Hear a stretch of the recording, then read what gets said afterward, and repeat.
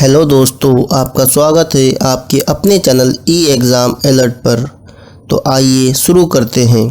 प्रतिलेखन संख्या 19। महोदय, जब तक अहिंदी भाषी हिंदी को हृदय से स्वीकार नहीं करते तब तक वह राष्ट्रभाषा का स्थान नहीं पा सकती, और यह तभी हो सकता है जब वे यह समझे कि इसमें उनका भी योगदान है और उन्होंने इससे केवल लिया ही नहीं बल्कि इसे कुछ दिया भी है, और उन पर कोई दूसरी भाषा लादी नहीं गई है बल्कि यह उनकी ही भाषा है। मेरे कहने का अर्थ यह नहीं कि आप उनकी ही व्याकरण अपना लें। इसका अर्थ यह है कि आप उदारता पूर्वक जितना ले सकते हैं ले लें। भाषा इसी प्रकार बन सकती है। यह भी आवश्यक नहीं है कि उसको स्वीकार करने पर आप वही लिखना आरंभ कर दें, परंतु जो वे लिखे आपको गलत न समझें। आज किसी भी भाषा का रूप वही नहीं है जो उसके प्रारंभिक काल में था। उसमें परिवर्तन होता रहता है। हिंदी के इतिहास में भी आपको यही बात मिलेगी।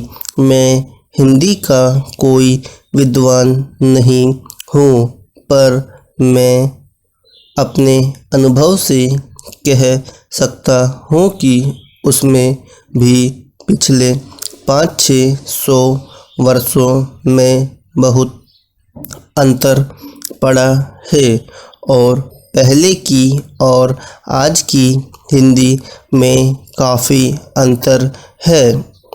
इसलिए नवयुग में जब वह देश की भाषा बनने जा रही है तो उसमें थोड़ा अंतर करना भी पड़े तो वह स्वीकार कर लेना चाहिए, जिससे उसका अन्य प्रदेशों के लोगों के साथ मेल बैठ जाए।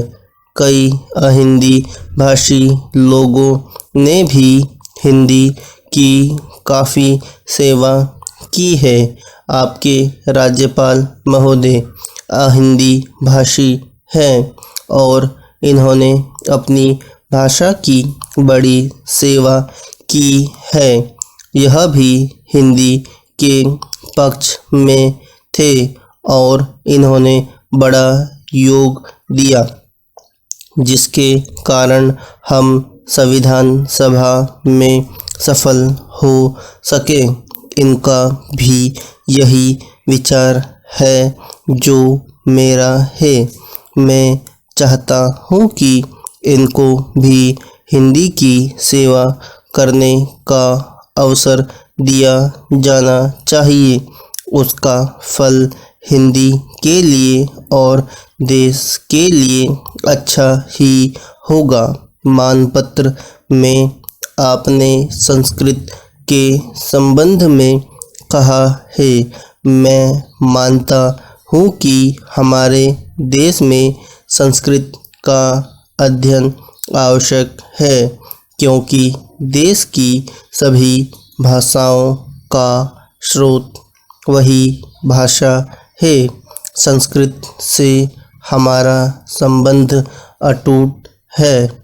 इसकी पढ़ाई लिखाई कम हो गई है। यह हमारे लिए दुख की बात है। मैं आशा करता हूँ कि इसकी उन्नति होगी। धन्यवाद।